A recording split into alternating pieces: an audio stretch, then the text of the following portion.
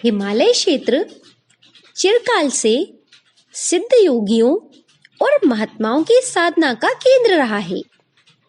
विशेषकर मानसरोवर, कैलाश और तिब्बत के इलाकों में इन योगियों के मिलने के कई किस्से सुनने को मिलते हैं।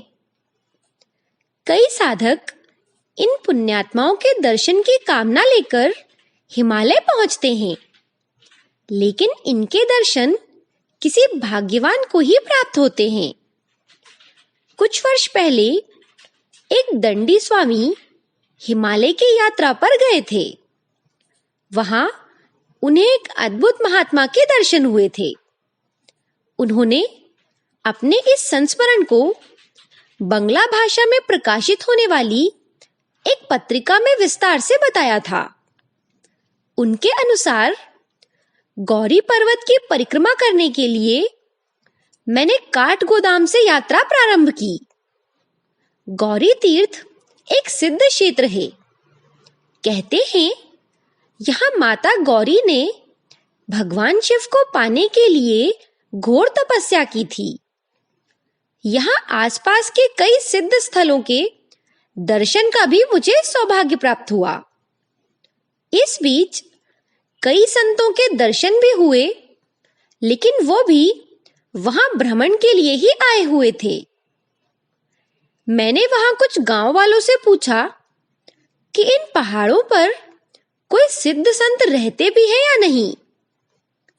गांव वालों ने एक पहाड़ की तरफ उंगली से इशारा करते हुए बताया कि आगे पहाड़ के शिखर पर एक सिद्ध महात्मा आया करते हैं। उनके बारे में कुछ और आवश्यक जानकारियां लेकर मैंने तुरंत उस पहाड़ पर चढ़ना शुरू कर दिया। कई घंटों की थका देने वाली यात्रा के बाद मैं उस पहाड़ पर पहुंच पाया, जिसके बारे में गांव वालों ने बताया था। थोड़ा ढूंढने पर वो गुफा भी दिखाई दे गई, जिसका उल्लेख ग्रामीणों ने किया था। हल्के कदमों से मैं उस गुफा की तरफ बढ़ने लगा।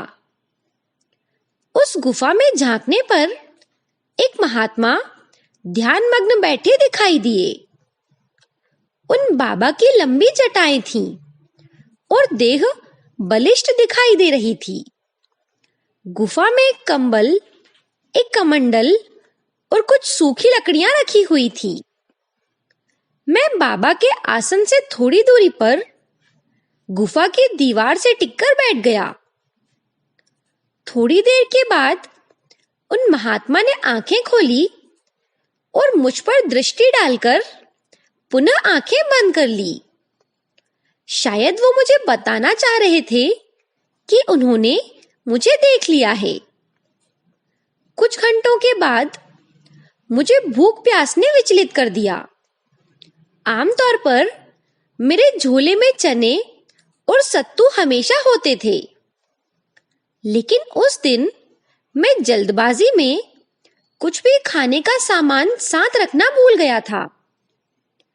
यहाँ गुफा में महात्मा जी के पास तो भोजन की कोई व्यवस्था होगी नहीं। ये सोचकर मैं पास ही एक झरने से पानी पीकर पुनः वहीं आकर बैठ गया। झरने का मधुर जल पीकर श्रद्धा कुछ शांत जरूर हुई, लेकिन इससे मेरी भूख मिटी नहीं। महात्मा जी के दर्शन से जो खुशी मुझे मिली थी, वो अत्यधिक भूख के कारण फीकी पड़ने लगी थी। बाहर देखने पर पहाड़ों के अलावा कोई बस्ती भी आसपास दिखाई नहीं दे रही थी, जहां जाकर कुछ भोजन मिल सके। मेरी भूख असहनीय होती जा रही थी, लेकिन उन महात्मा का आकर्षण ऐसा था कि वहां से उठकर चले जाने का मन भी नहीं कर रहा था। बाहर देखने पर कुछ गायें एक पहाड़ पर घास चरती इसी दिशा में आती हुई दिखाई दे रही थी। कुछ देर के बाद एक सफेद रंग की गाय गुफा के ठीक सामने अपने पीछे के पैर कुछ फैलाकर खड़ी हो गई। गाय का यूं इस तरह गुफा के सामने खड़े होना मुझे कुछ समझ नहीं आ रहा था।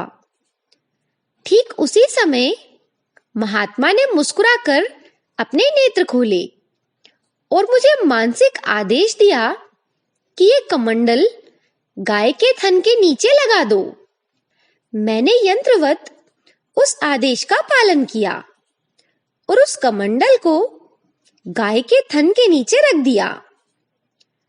गाय के थन से बहती पतली सी दूध की धार ने उस पात्र को जल्दी ही भर दिया। मैंने वो पात्र उठाकर महात्मा जी को दे दिया। महात्मा जी ने पूरा दूध पी लिया और खाली पात्र मुझे फिर से गाय के नीचे रखने को कहा। वो पात्र पुनः गाय के दूध से भर गया। महात्मा जी ने फिर से उस पात्र का दूध पी लिया।